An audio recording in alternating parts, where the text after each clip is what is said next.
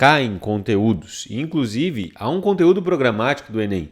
Só que mais do que os conteúdos, é importante que você tenha noção e conheça as competências e habilidades e como você vai estudar para o Enem, e é sobre isso que a gente vai tratar hoje, sobre os conteúdos que são cobrados na prova do Enem e de que maneira eles são colocados para você.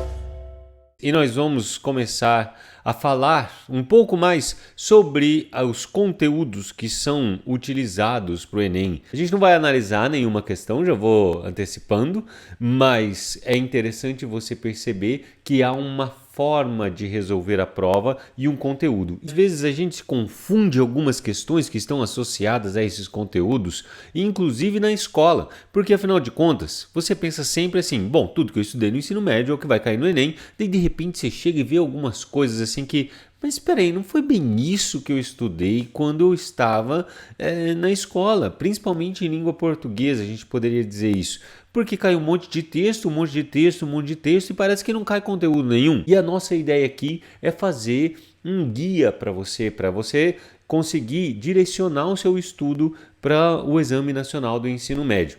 Esse é o nosso objetivo, nosso foco nos vídeos daqui para frente. Então siga-nos, curta-nos, compartilhe-nos e estaremos aqui com vocês. Primeiramente, quando você coloca conteúdo programático, você pensa, bom, vai cair oração subordinada, né, em português, em gramática, vai cair conjunções, vai cair classe de palavras, vai cair acentuação, as regras de acentuação.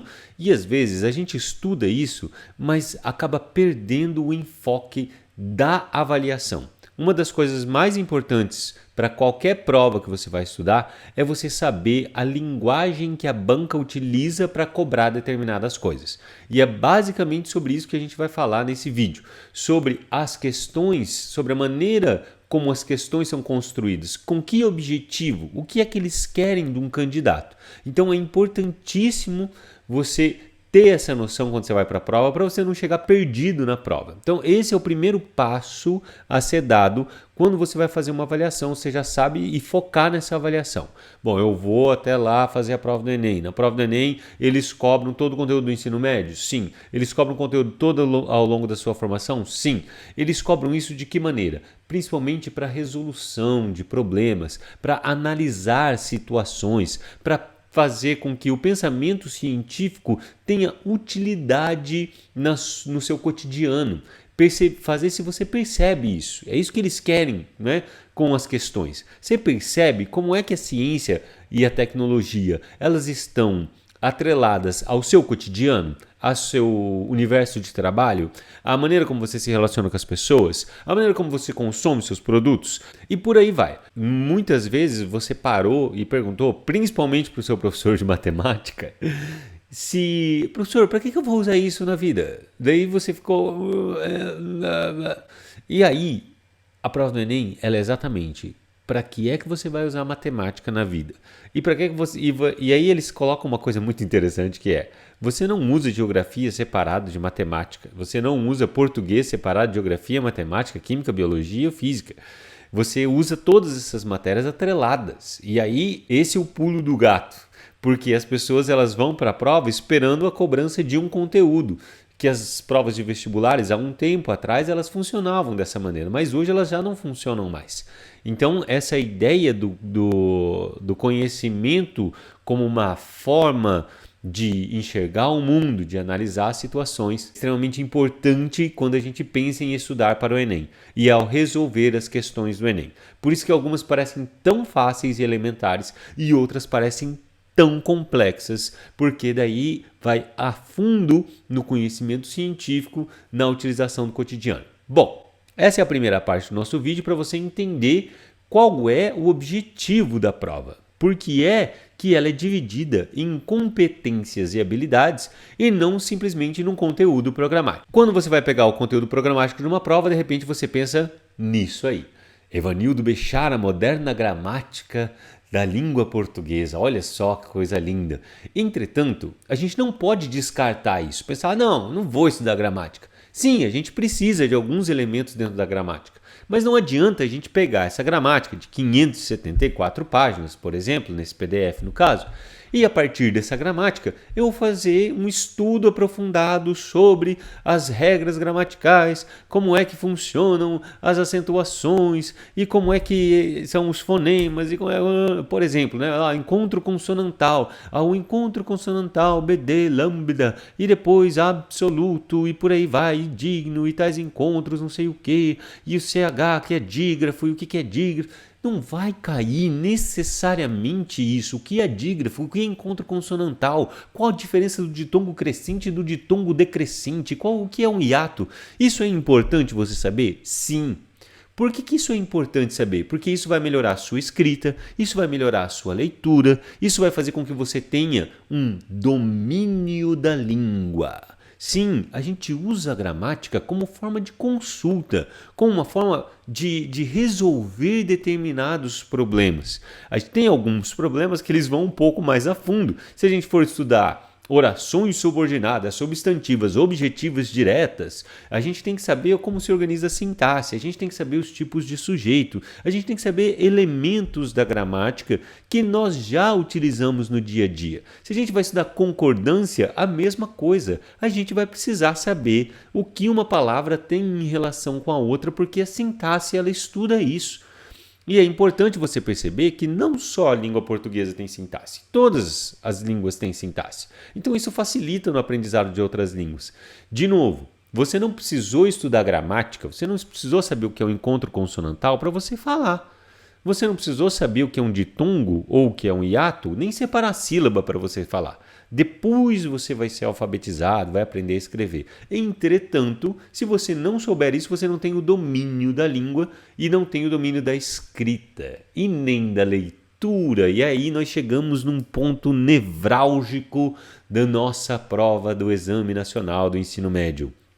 Leitura, interpretação e escrita. Sim, esse é o ponto que você demonstra o quanto você domina a sua língua. Quando você lê bem, interpreta bem, consegue aliar o seu conhecimento científico e de mundo à leitura e à escrita para utilizar isso em situações do cotidiano ou em algumas situações problema. Então, percebam o quanto é sutil essa utilização do conteúdo gramatical, no caso, fonética, fonologia e por aí vai, e que na verdade tudo isso vai estar atrelado para você desenvolver isso aqui. Aqui nós temos a matriz de referência. Então, para quem já viu, né, o que é a matriz, ela é a raiz, ela é o ponto de base do conhecimento. Então, quando a gente fala matriz de referência,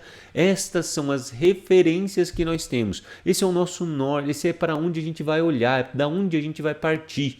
Então, a gente olha para aquilo e daquilo a gente parte para a resolução da prova. Porque esse é o objetivo. A gente tem eixos cognitivos e esse cognição é conhecimento. Certo? O desenvolvimento do conhecimento, do conteúdo e por aí vai. Então, os eixos de conhecimento, e eu quero que vocês vejam aqui, são comuns a todas as áreas. Então, a gente já fez um vídeo falando sobre cada um deles, né? A gente tem lá sobre as competências e habilidades do Enem, tem 10 vídeos falando só sobre isso, com resolução de questões. Nós vamos fazer mais deles porque é importante que você compreenda isso, não necessariamente para você saber a teoria, mas para você perceber o caminho de análise e interpretação para a resolução das questões e para também, né, dominar a língua. A gente tem que pensar que leitura e interpretação é uma forma de domínio da língua. E a escrita, que a gente usa muito, e aí esse é um ponto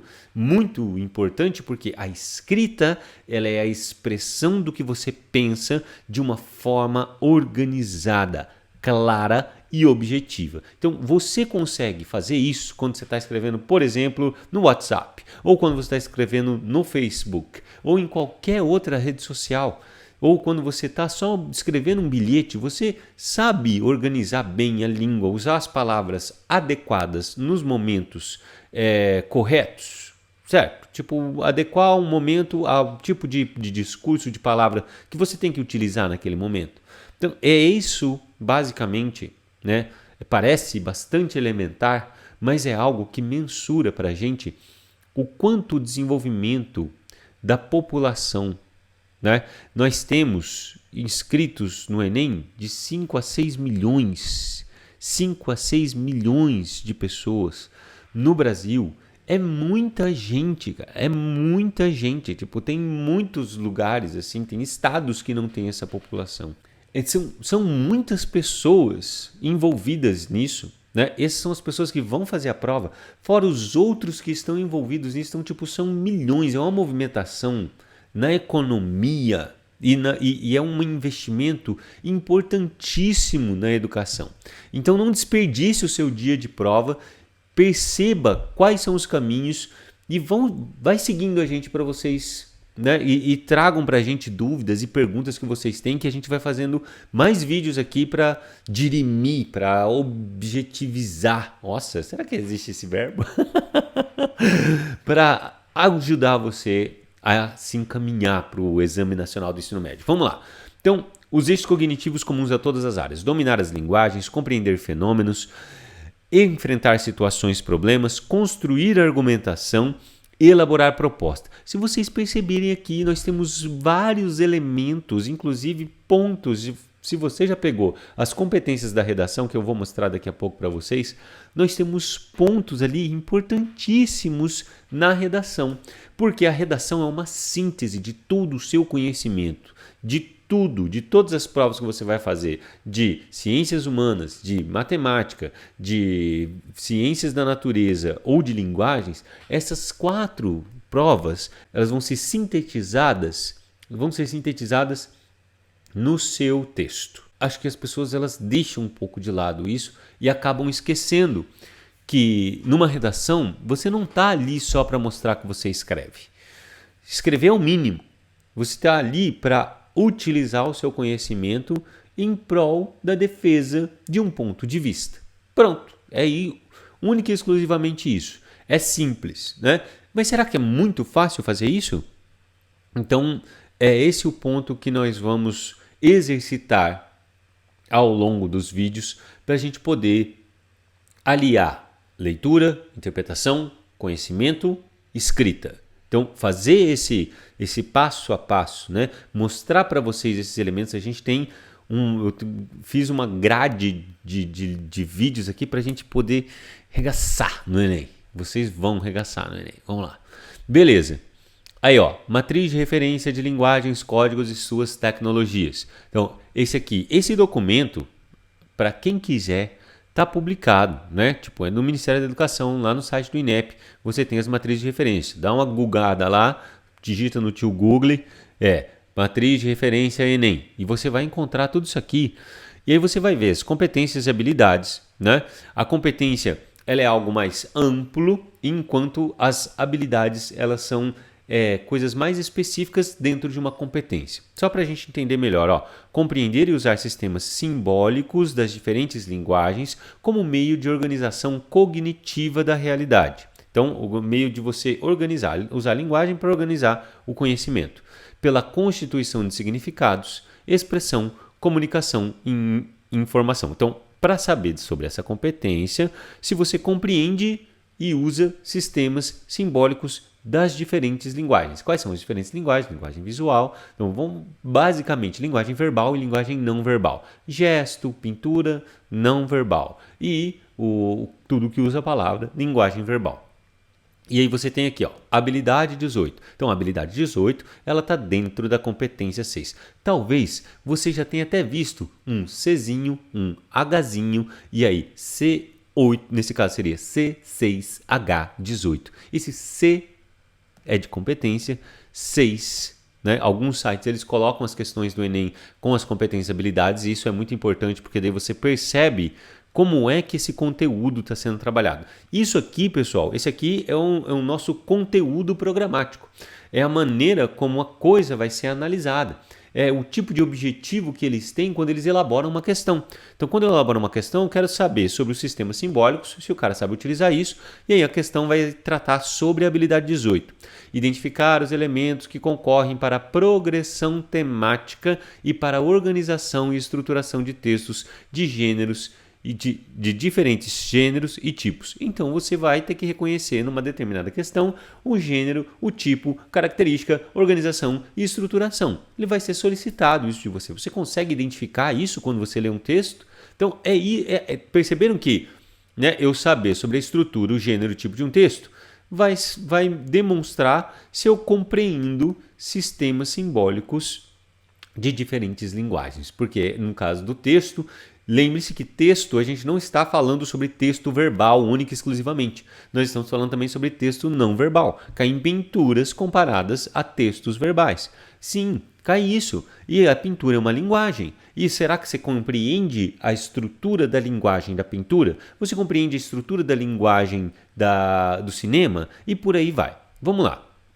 Seguindo. Então, para a gente finalizar esse documento aqui, e aí a gente vai depois, no finalzinho aqui do documento, nós temos os conteúdos, certo? Que tipo de conhecimento está associado a cada uma das áreas. A gente está falando aqui só sobre linguagens, que fique bem claro isso, só um minuto. Aqui. Então, objetos de conhecimento associados às matrizes de referência. Então, objetos de conhecimento. Então, o conhecimento adquirido ao longo de sua formação. Você vai ter, inclusive, essa frase na redação. Utilize o conhecimento adquirido ao longo de sua formação. Então, quando você tem aqui, estudo do texto, as sequências discursivas, os gêneros textuais. Aqui você tem o conteúdo propriamente dito do que eles querem.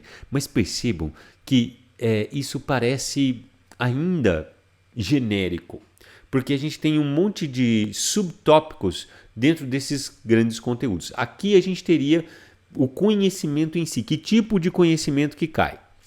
Vamos dar uma olhada aqui. Modos de organização e composição textual. Perceberam que está aliado à competência número 6. É esse nexo que você tem que estabelecer. Opa, a competência está pedindo para eu saber usar, para eu saber identificar alguma coisa. Então, ali no eixo de conhecimento, né, nos objetos de conhecimento, ele está falando sobre composição textual e modos de organização. Então eu tenho que estudar isso. Aí você vai lá na gramática do Evanildo Bechara e você vai falar, cadê os gêneros textuais? Não tem gêneros textuais na gramática. Aí você vai na introdução dele, ele vai falar um pouco sobre texto, sobre linguística, sobre linguagem, né? Ele vai além, sobre estilística. Então ele vai desenvolver isso na introdução e depois vai falar isso de uma maneira até um pouco, né? Não é o enfoque da gramática, mas ele vai tratar um pouco sobre a língua e o seu comportamento, sobre os tipos de texto que tem, mas isso não é objeto de estudo da gramática, certo? Vamos voltar aqui. Linguagem corporal. Professor, mas ele não estuda isso em português. Sim, mas em linguagens também cai educação física. É por isso que educação física cai em linguagem, porque são práticas corporais. O corpo, ele é uma forma de expressão de um pensamento. A pintura é uma forma de expressão de pensamento. A música, olha lá, lazer, mitos, verdades sobre o corpo masculino, sobre o corpo feminino. Você tem consciência do que é o seu corpo? Do que representa o corpo feminino numa propaganda? Do que representa um corpo masculino numa propaganda? Tudo isso é objeto de estudo da educação física. Porque a educação física, ela pensa o corpo não só no aspecto biológico, mas também no aspecto social e cultural. Né? O esporte, ele é a expressão de um povo. Em sendo a expressão de um povo, ele faz parte da cultura desse povo. Então não adianta eu pensar só o quanto treina o Neymar. Eu tenho que pensar na representação do Neymar na esfera global. Né? Quem é esse brasileiro e o que ele faz e como isso representa quem eu sou como brasileiro também. Então essa relação, né, é importante também dos jogos esportivos e por aí vai. Produção e recepção de textos artísticos, E aí você tem artes visuais, dança, música e por aí vai. Estudo do texto literário. E aí eu quero chamar a atenção de vocês aqui, que ele fala sobre gêneros narrativos, relação entre literatura e outras artes, o patrimônio literário nacional. E aí ele não falou, por exemplo, em barroco, em arcadismo. Ele não está falando, por exemplo, quais são as obras. Cai Memórias Póstumas de Brás Cubas, Iracema e o livro de poemas do Carlos Drummond de Andrade ou alguma poesia. Ele não está falando nada disso. Por que ele não está falando nada disso? Porque ele pode tratar sobre toda a cultura, toda a herança histórico-cultural da literatura, da produção de texto. Então, é lógico que as principais obras são as que mais caem. Lógico que os principais autores são os que mais são citados. Entretanto, o conteúdo que mais cai em literatura, no Enem, é literatura contemporânea. É a literatura de hoje em dia. Não que não caiam outras coisas, cai também. Né? Cai Machado de Assis, cai Pedro Kilkeri. E você fala, Pedro Kilkeri? Mas eu já estudei tudo. E eu não lembro desse Pedro Kilkeri. E o Pedro Kilkeri, ele é um poeta baiano simbolista. E aí você, nossa, e cai em alguns poetas que realmente a gente não conhece, que a gente não estudou, que não estão nos livros didáticos necessariamente. E agora? E agora, José, o que você vai fazer? O que acontece? Ele está querendo que você identifique a situação contextual. Ele também solicita a maneira como você lê e interpreta um texto literário. Então não tem uma lista de livros ou de poemas, ou de textos, como a gente normalmente tem nos exames vestibulares das universidades estaduais, federais, particulares, uma lista de livros que vai ser estudada a fundo, porque ele quer outras habilidades suas. Ele quer explorar outros elementos dentro da prova. Então, isso é essencial que você perceba. Mas que livro eu leio? Todos que você puder. Mas de quem que eu tenho que saber? Do máximo que você conseguir. Tudo dentro do universo do ensino médio. Então, estudar simbolismo, estudar romantismo, realismo, naturalismo, barroco para o Enem é válido? Muito válido. Muito válido. Isso te dá repertório cultural. Isso faz com que você se aproxime da cultura brasileira, né? Da literatura, da arte produzida, da memória do povo brasileiro. Quem são os intelectuais brasileiros? Ou quem são, inclusive, um dos elementos importantíssimos que a gente deixa de ver na escola, por vezes, que sai do currículo escolar, ou melhor, que está na ideia do currículo escolar, mas que às vezes é deixado de lado. Por exemplo, a poesia popular. A canção popular, por exemplo, quem foi a Dona Irã Barbosa? Então, estes elementos, eles fazem parte da nossa cultura e nem sempre, né, não tem tempo, por exemplo, da gente trabalhar tudo isso. Entretanto, a ideia, e aí aqui é que fala assim, meu Deus, mas como que eu vou estudar? É muita coisa. Realmente, é muita coisa. Nossa, é um universo de muitas coisas. Entretanto, o que você tem que focar? Você tem que focar que existem competências e habilidades que têm que ser desenvolvidas. E quando você pega um texto, nem que seja um só do Cruz e Souza, e estude bem e saiba quem foi Cruz e Souza, o que foi o simbolismo, isso não vai demandar uma vida inteira para você saber. Você não precisa ler todos os livros que o Cruz e Souza escreveu. É impossível humanamente a gente ler tudo que foi produzido, seja no Brasil, né? Ao longo de tantos séculos, de 5 séculos. Então, o que eu tenho que saber? Eu tenho que saber que quanto mais eu utilizo, quanto mais eu aprofundo, quanto mais eu treino as minhas habilidades, mais eu desenvolvo competências, menos eu tenho que me preocupar em decorar a periodização literária. E é isso que faz essa prova muito inteligente, porque daí ela consegue mensurar através de colocar lá uma questão da competência 1, da habilidade 2, competência 1, habilidade 2, e aí coloca 3 questões, uma fácil, média e uma difícil, e ele consegue mensurar quem é que está chutando, quem é que não está chutando. Porque se o cara acerta difícil e ele erra fácil, ele não vai ter tanto ponto quanto o cara que acertou uma fácil, uma média. Por quê? Porque esse que acertou a fácil e a média, ele tem um conhecimento, ele tem uma noção, ele sabe resolver problemas de nível fácil, problemas de nível médio e não soube resolver uma de nível difícil. Agora, um cara que sabe resolver um problema de nível de complexidade, né, mais difícil e não sabe resolver uma fácil, opa, tem alguma coisa estranha, esse cara aí não sabe resolver nada. Ele está ali só chutando e por acaso ele acertou uma alternativa. Então a prova é inteligente porque ela também é organizada dessa maneira. Então aqui fechamos este panorama sobre os conteúdos do Enem de forma bastante genérica, abordamos aqui, mas que vocês podem agora ter um norte mais claro para vocês estudarem. Não é para deixar de estudar o conteúdo do ensino médio, não é para deixar de estudar Evanildo Bechara, as regras gramaticais. Isso se faz ao longo dos seus estudos. Por exemplo, algo muito importante que você tem que ter ao seu lado para estudar qualquer conteúdo. História, geografia, física, química, biologia, matemática, sociologia, filosofia, língua portuguesa, qualquer um. Importantíssimo você ter um dicionário de consulta.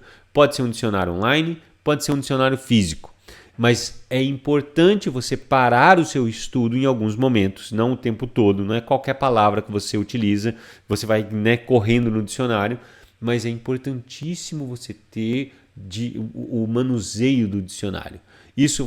Você não vai decorar dicionário. O dicionário mais, né, em nível mais intenso do que a gramática, ele é um livro de consulta constante. Ele te auxilia em todo o conhecimento que você tem, todo o conhecimento que você desenvolve. Não existem, por exemplo, conhecimentos matemáticos. Todo mundo acha que matemática é separada de língua portuguesa e esse é o maior erro, essa é a coisa mais esdrúxula que se pode pensar, porque tanto a matemática quanto a língua portuguesa, elas se complementam, elas não se separam. Não se cria uma conta numérica sem antes saber a aplicabilidade dessa conta numérica. Não se criam teoremas científicos sem antes uma pessoa utilizar a palavra para definir aquele elemento. Então, olha o tanto que, se você for em qualquer área de estudo, o que eles escrevem? Ou melhor, como é que eles desenvolvem os seus conceitos? Eles desenvolvem os conceitos escrevendo, fazendo teses de doutorado. Uma tese é uma ideia nova que soma ao conhecimento científico mundial. E isso que é um cara que faz doutorado, que faz PhD, que se especializa e vai saber sobre microbiologia, né? Ou sobre virologia, ou sobre a matemática dos astros, ou sobre astroquímica. Um cara desse escreveu, ele tem o domínio da língua. E é isso que é exigido para você entrar no ensino superior. Você está dominando a língua portuguesa? Você tem o domínio da leitura e escrita? Não tem. Então, isto é uma habilidade que deve ser desenvolvida. E nós estamos aqui exatamente para desenvolver essa habilidade, que ela é fulcral, ela é central. Não tem como você desenvolver essa habilidade sem você treinar. É igual quando você vai na academia. Você vai lá na academia, vai malhando. Daí chega um momento que acontece o quê? Que o seu músculo vai se desenvolver. É uma habilidade. E aqui eu quero que vocês prestem bem atenção. Eu não sou bom em língua portuguesa. Eu não sei ler e escrever. Então, isso são habilidades que você desenvolve. Como? Treinando.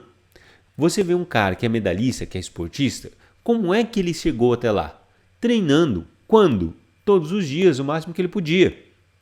8 horas a fio, correndo, levantando peso, desenvolvendo musculatura para determinada coisa, para correr, para pular, para jogar bola, para jogar peso e por aí vai. Então, tanto que você percebe que o corpo dos esportistas, eles são, tipo, né, o corpo do cara que nada, ele tem um determinado formato porque ele desenvolve determinados músculos. Então quer dizer que o cara nasceu com aquele corpo? Não, ele desenvolveu aquele corpo, ele desenvolveu aquela musculatura para ele, digamos assim, reforçar a habilidade da natação, de nadar. O cara que corre, ele tem um determinado corpo que é diferente do cara que nada. Por quê? Porque ele tem uma habilidade que ele desenvolveu melhor. E a habilidade da língua portuguesa ela é essencial para todas as outras. Não tem como você aprender biologia e física sem você saber língua portuguesa. Inclusive, os nomes, né, científicos, eles são todos em latim, eles são todos organizados através da língua. Então, como é que você vai estudar o filocordata? Se você tiver noção sobre o que é cordata, né, sobre o significado dessa palavra, é muito mais fácil para você aprender. O seu cérebro está muito mais preparado, porque você domina a língua portuguesa. E é esse o nosso enfoque aqui. Eu sei que esse vídeo ele foi bastante amplo, né, em várias instâncias, mas eu acho que ele é essencial, é o primeiro passo a ser dado para organizar os seus estudos para o Exame Nacional do Ensino Médio.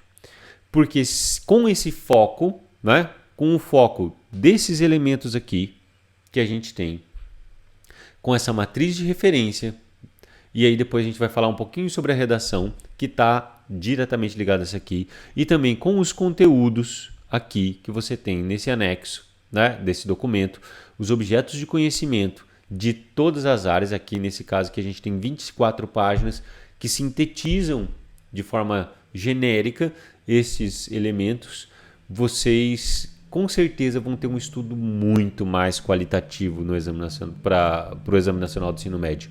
E eu gostaria de chamar a atenção de vocês para a estruturação do documento. Olha só, primeiro ele fala sobre as competências e habilidades. Então isso é o enfoque, é o maior enfoque do Exame Nacional do Ensino Médio. Depois ele coloca os objetos de conhecimento. Ele coloca como um anexo, como algo que vem complementar, porque o principal é isso aqui, as competências e as habilidades. Como você utiliza o seu conhecimento científico em situações para resolver determinadas coisas.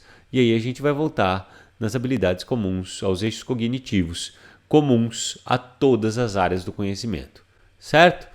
Nobrezas, é isso aí. Um forte abraço para vocês. Espero que vocês tenham gostado desse vídeo. Deixe seu like, compartilhe para quem você sabe que quer ir bem no Exame Nacional do Ensino Médio, porque algumas pessoas não estão muito se importando com isso não, mas aquelas que estão se importando, é necessário que você assista esse vídeo e que você nos acompanhe e comente quais as dúvidas que você tem para a gente poder dialogar e construir melhor esse conhecimento e fazermos uma prova excelentíssima, num nível máximo de excelência que a gente tem, estudando bastante a língua portuguesa, a leitura, a interpretação e a produção de texto. Com esta primeira análise sobre as competências e habilidades, depois nós vamos nos aprofundar em vários elementos, tantos do conhecimento quanto da utilização desse conhecimento em outros momentos, com a análise de questões, como a gente tem feito em outros vídeos.